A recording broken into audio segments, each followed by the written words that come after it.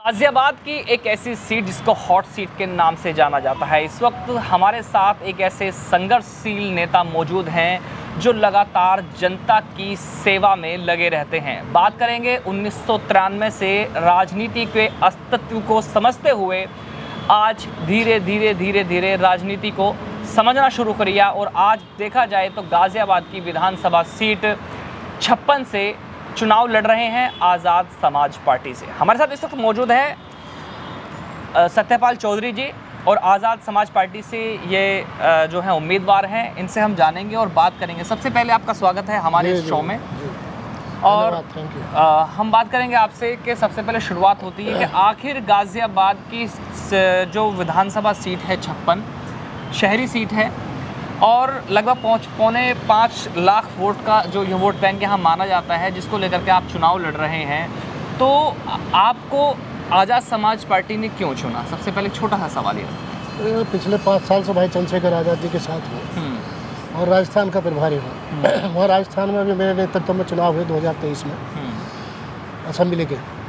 उसमें हमने हनुमान बेनीवाल से कि भाई किसान कमेरा एक साथ आए, तो वो किसान हो गए, कमीरा हो गए, तो दोनों एक साथ आए, तो वहाँ करीब सीट तो एक ही आई गठबंधन की, लेकिन करीब 14 लाख वोट आया। और क्योंकि यहाँ मेरा लगातार संघर्ष रहा गाजियाबाद में, यहीं मेरी स्कूलिंग हुई है, यहीं मैंने MH कॉलेज से MA किया इकोनॉमिक्स में और लॉ की डिग्री की है, यहीं से पढ़ाई की है।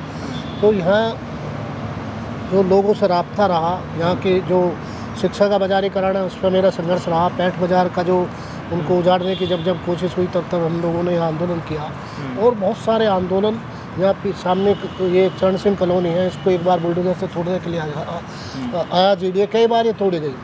तो तब हम प्रधानमंत्री VP सिंह जी को यहाँ लेकर आए थे, तब से कॉलोनी सेफ हुई है। तो यहाँ के लोगों से, यहाँ के जो समस्याएँ हैं उनसे मेरा रास्ता रहा। और अभी भी जो देखता हूँ मैं इधर विजयनगर में, ये लाइन पार क्षेत्र जो है ये उपेक्षा का शिकार है।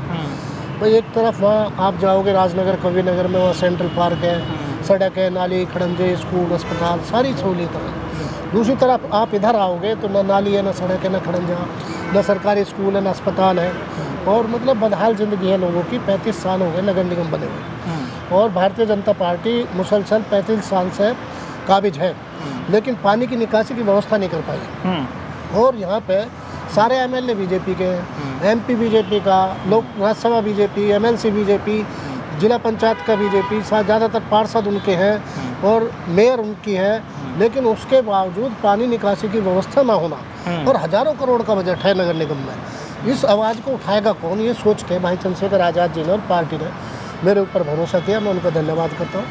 और अब मैं जैसे जैसे हम लोग जा रहे हैं जनता के बीच में, उनके इश्यूज़ को, उनके सवालों को उठा रहे हैं।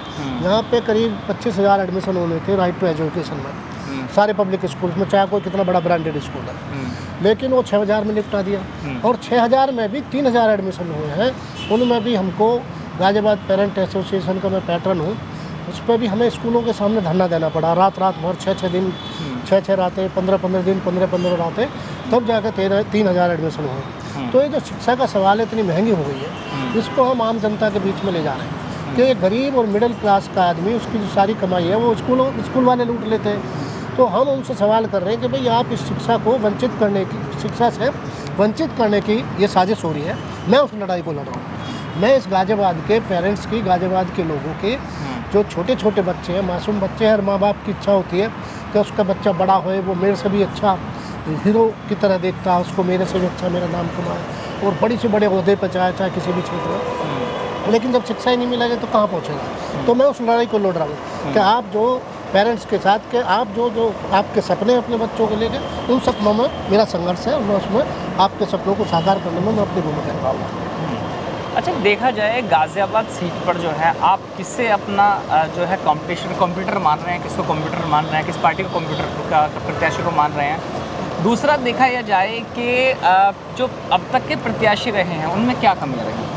नहीं, उन्होंने यहाँ वोट जो यहाँ के विधायक रहे हैं उनमें क्या कमियाँ रही? कमी तो है, उन्होंने कुछ काम ही नहीं किया। भाई काम करते तो सरकारी स्कूलों का क्या लगता है क्या काम नहीं? देखिए, नगर निगम के 6 स्कूल हैं और उनका बहुत अच्छा स्टैंडर्ड है। हमारे साथी हैं बाबू सिंह आर्या, 2 स्कूल उन्होंने अभी अलॉट कराए हैं भोवापुर में। यहाँ पर दुनिया भर की ज़मीन पड़ी है। 35 साल से आप नगर निगम में बैठे हो, पार्षद भी यहाँ से, MLA आप रहे हो, अब MP बन गए हो। एक भी स्कूल विजयनगर में नहीं बना। सैकड़ों बीघा ज़मीन यहाँ पे पड़ी है नगर निगम की और LMC की। आप सरकारी अस्पताल के एक ब्रांच सेक्टर 23 में खोल सकते हो राजनगर में, लेकिन विजयनगर में नहीं है। जबकि सबसे ज़्यादा गरीब लोग और मिडिल क्लास और गरीब तबके के लोग यहाँ रहते हैं। तो इनको ये जो एरिया है यहाँ पानी निकासी नहीं हो पाती है, लोगों के घरों में पानी भरता है, ये हालत है। तो ना स्वास्थ्य है न शिक्षा है, उसको लेकर लोगों में काफ़ी रोष है सत्तारूढ़ पार्टी को। और तुम एक ही बिरादरी के सारे लोग जो यहाँ पे चुने हुए हैं, तो एक ये भी मैसेज जा रहा है और बिरादरी में कि भारतीय जनता पार्टी की नज़र में वैश्य के अलावा और कोई उम्मीदवार नहीं है। 20,000 वोट है वैश्य की गाजियाबाद सदर सीट पे, और वो कहते हैं कि ये उसकी कमी हमारी है। मैं अपनी कमी मानता हूँ। हाँ। मैं OBC से आता हूँ। हमारी कमी ये है कि OBC का आदमी यह बिना मांगे वोट दे रहा है। जब वो चिल्लाएगा ही नहीं, उसको दर्द ही नहीं होगा, उसको गुस्सा ही नहीं आएगा, तो कोई क्यों सुनेगा आपकी। मैं उनसे कह रहा हूँ आप गुस्सा तो ना।